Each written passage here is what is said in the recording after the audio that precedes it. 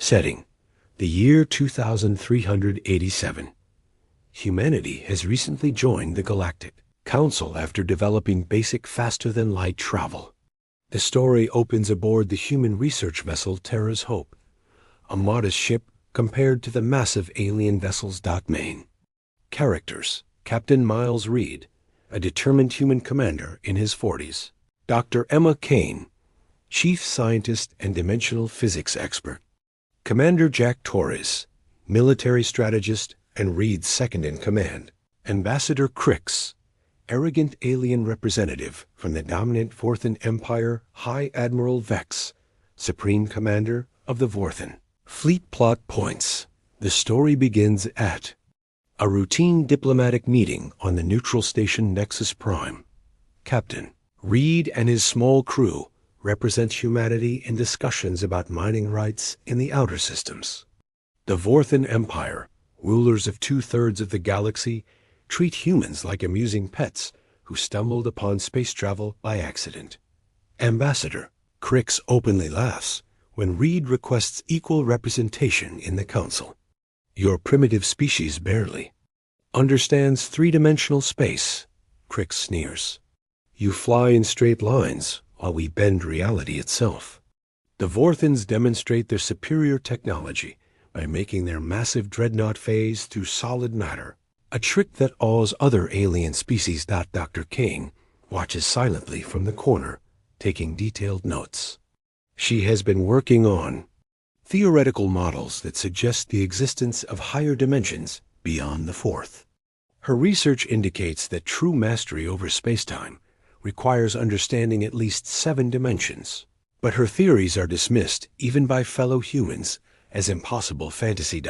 After the humiliating meeting, Reed's crew returns to their ship feeling defeated. Other alien species whisper among themselves, some showing pity for humanity's obvious inferiority.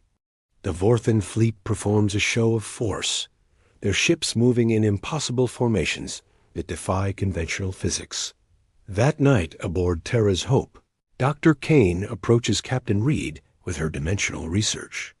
She explains that while the Vorthans have mastered 4th and 5th dimensional manipulation, they seem unaware that even higher dimensions exist. Reed is skeptical but desperate. Humanity needs an edge, or they will remain galactic outcasts forever. The part ends with Kane beginning her secret experiments in the ship's modified laboratory, using dangerous amounts of power to probe the mathematical foundations of reality itself. Strange energy readings begin emanating from their ship, but the Vorthans are too arrogant to investigate what the primitive humans might be doing. 3 months have passed since the humiliation at Nexus Prime. Dr. Kane has been pushing her dimensional research to dangerous limits, while Captain Reed provides cover for her work.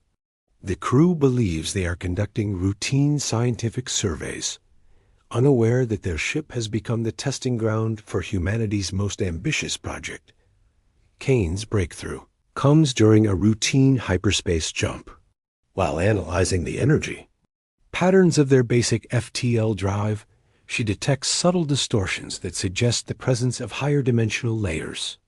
Working around the clock, she develops new sensors capable of detecting 6th and 7th dimensional fluctuations. The discovery that changes everything happens when Kane accidentally overloads her experimental equipment during a test. Instead of destroying the ship, the energy surge opens a brief window into the 7th dimension. For just 3 seconds, Kane sees reality as it truly exists, layers upon layers of interconnected spacetime, with the lower dimensions being mere shadows of higher truths. Commander Torres notices the ship's unusual behavior and confronts Reed.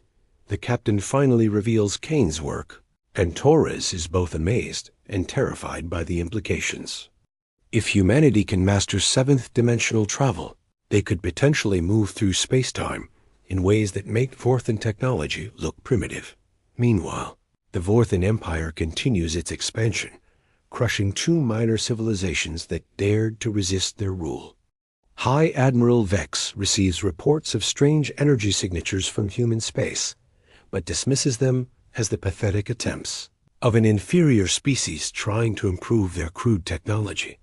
Kane makes her second breakthrough when she realizes that human neural patterns are uniquely suited for seventh-dimensional navigation. While other species think in linear or geometric patterns, human consciousness naturally processes chaos and paradox, essential skills for navigating higher dimensional space. The first successful test occurs in deep space, far from prying eyes. Kane activates her prototype's seventh-dimensional drive, and Tara's hope briefly phases into the higher dimension. For a terrifying moment, the crew experiences reality from a completely different perspective. They can see through planets, observe the flow of time itself, and sense the fundamental forces that bind the universe together. When they return to normal space, they have traveled instantly across half the galaxy. What should have taken months happened in seconds, and they did it without using any of the conventional hyperspace routes that the Vorthans monitor and control. Reed realizes they have discovered something that could change the balance of power in the galaxy. However, Kane warns that the technology is extremely dangerous. The human mind can barely handle brief exposure to seventh-dimensional space, and prolonged exposure could drive the crew insane or worse. The part ends with Reed making a crucial decision.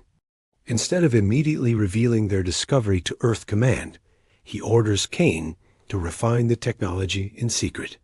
They will need perfect control over seventh-dimensional travel before they can challenge the Vorthan Empire.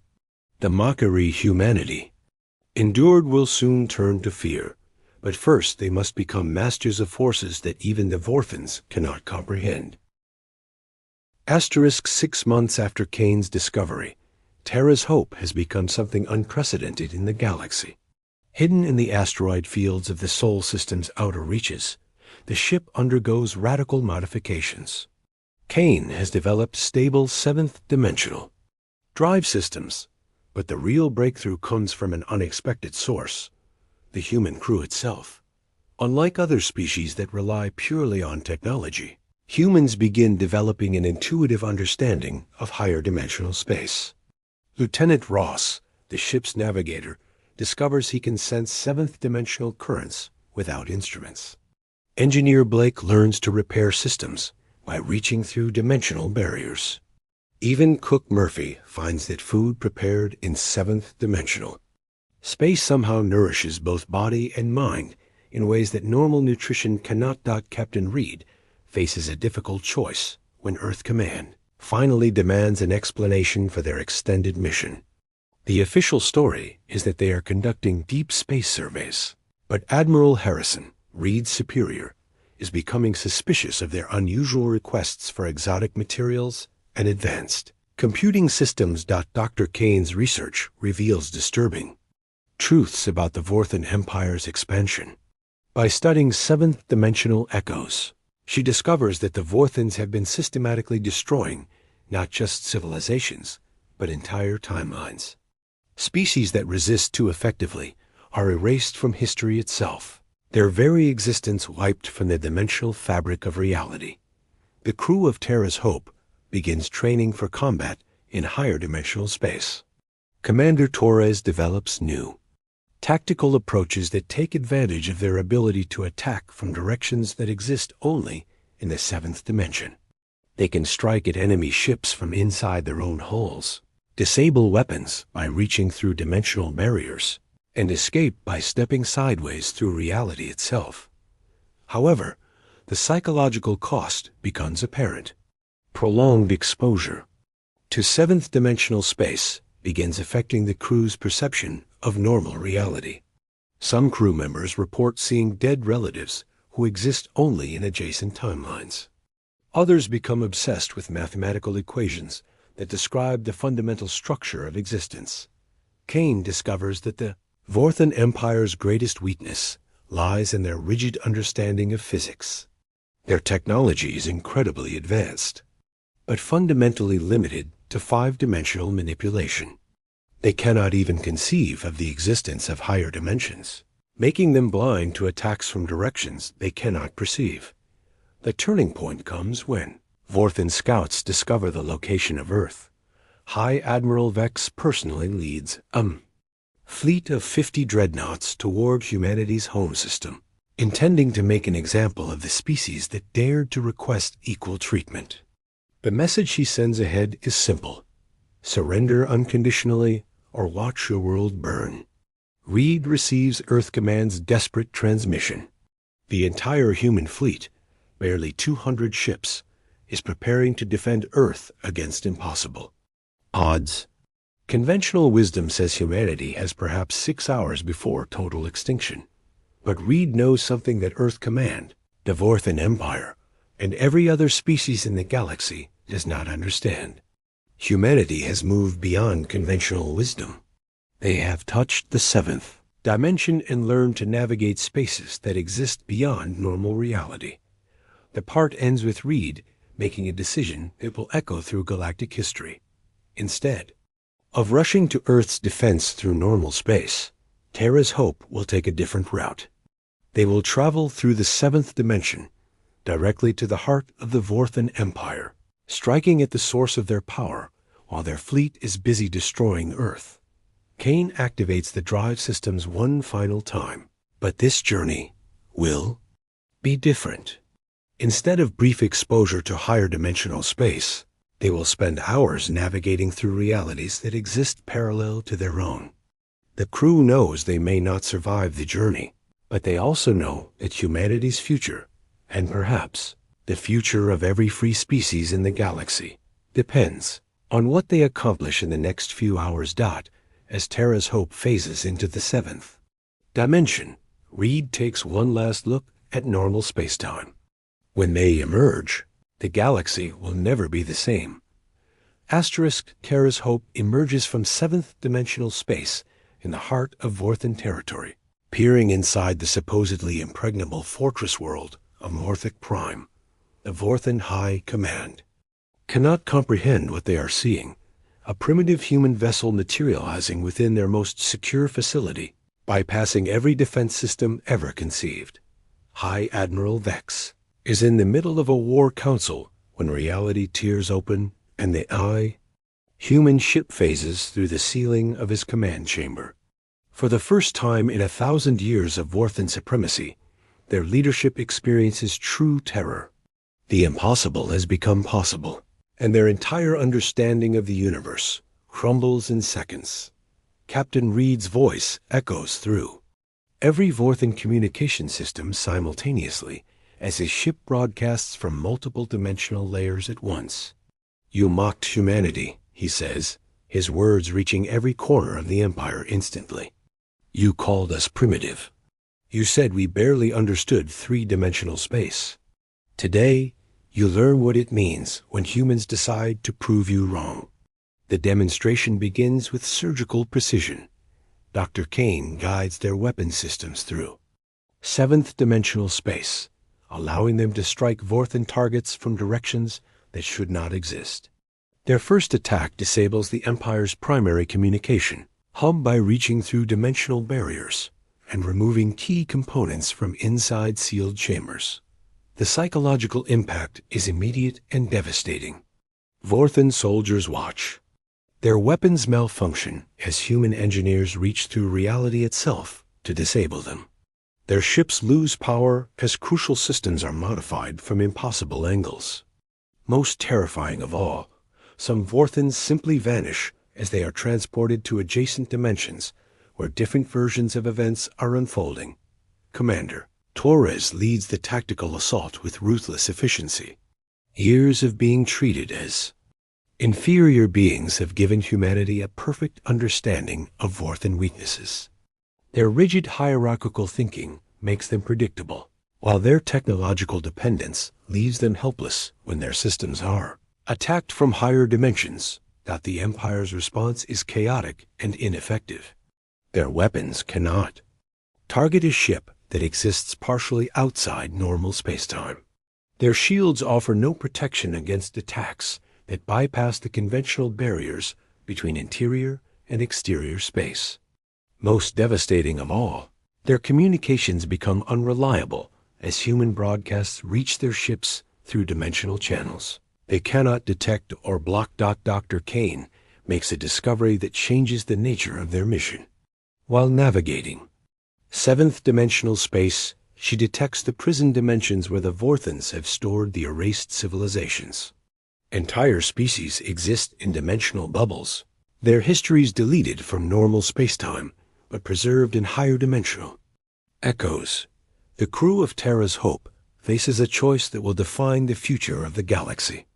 They can simply destroy the Vorthan Empire's military capacity and force them to retreat, or they can attempt something far more dangerous, restoring the erased civilizations by bringing them back from higher dimensional storage. Reed makes the decision that transforms him from a ship captain into a figure of galactic legend. They will not simply defeat the Vorthan Empire. They will undo its greatest crimes. Using seventh-dimensional manipulation, they begin the process of restoring erased species to normal spacetime. The first restoration sends shockwaves through the galaxy.